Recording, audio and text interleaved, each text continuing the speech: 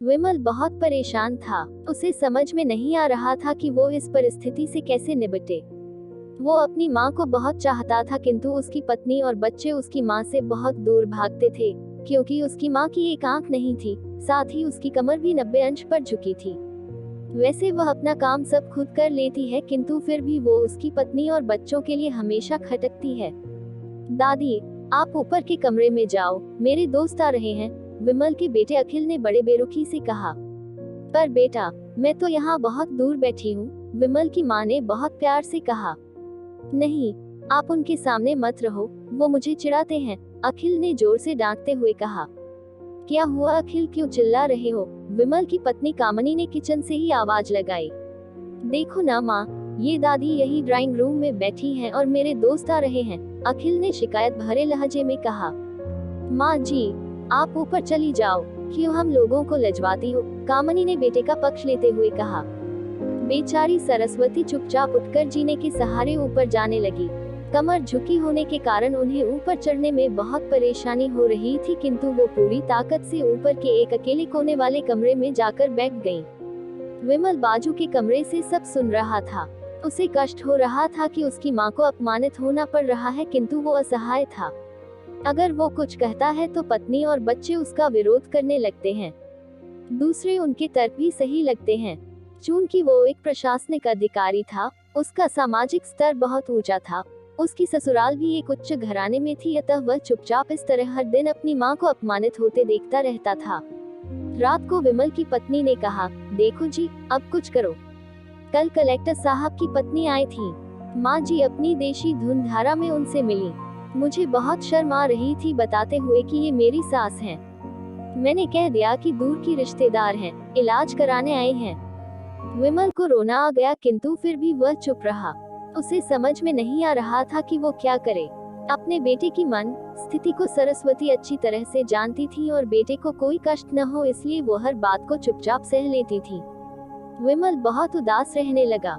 एक तरफ परिवार और सामाजिक स्तर पर जीने की प्रतिबद्धता थी, तो दूसरी ओर माँ। आखिर माँ से अपने बेटे की यह हालत नहीं देखी गई। एक दिन उसने अपने बेटे से कहा, विमल बहुत दिन हो गए हैं, मैं अपने गांव जाना चाहती हूँ, मुझे वहाँ पहुँचा दो, मेरा यहाँ मन नहीं ला रहा। किंतु माँ, वहाँ तो कोई नहीं है, तुम्हारी देखभाल कौन करेगा? विमल ने आश्चर्य से पूछा। अरे, सब गांव वाले तो हैं और वो तुम्हारे मामा जी तो उसी गांव में रहते हैं, और फिर हम सारी व्यवस्थाएं कर आएंगे न। कामनी को तो जैसे मन की मुराद मिल गई हो। हाँ बेटा, बहू सही कह रही है, सरस्वती ने लंबी सांस लेते हुए कहा।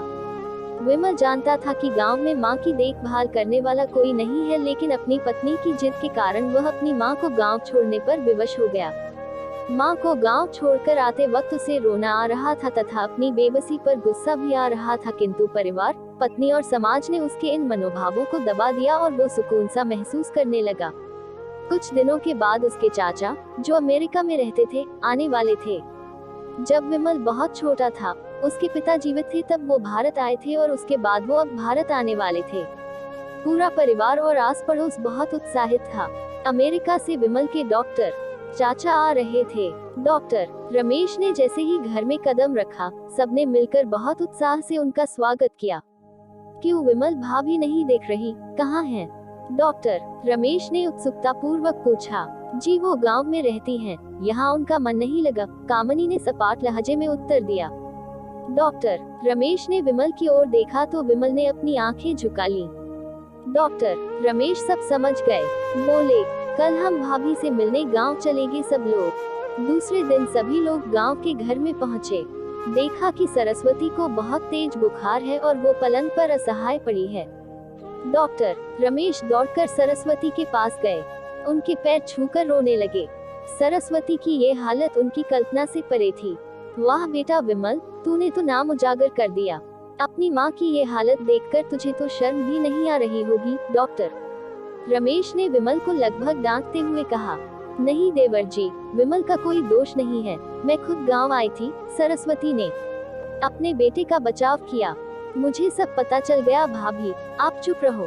क्यों बहू, तुम्हें अपनी सास की कुरूपता पसंद नहीं है? समाज में तुम्हें नीचा देखना पड़ता है ना? डॉक्टर रमेश ने कामनी की ओर व्यंग्य से देखा। कामिनी निरुत्तर होकर विमल को देखने लगी। आज तुम जिस सामाजिक स्तर पर हो वो इन्हीं के संघर्षों की देन है। और बेटा विमल, तुम्हें शायद मालूम न हो कि बचपन में जब तुम 1 साल के थे तब छत से नीचे गिरने के कारण तुम्हारी एक आंख फूट गई थी और तुम्हारी रीढ़ की हड्डी में भी समस्या थी। तब तुम्हारी इस कुरूप माँ ने अपनी एक आंख और अपना बोन मेरो तुम्हें देकर इतना सुंदर स्वरूप दिया था।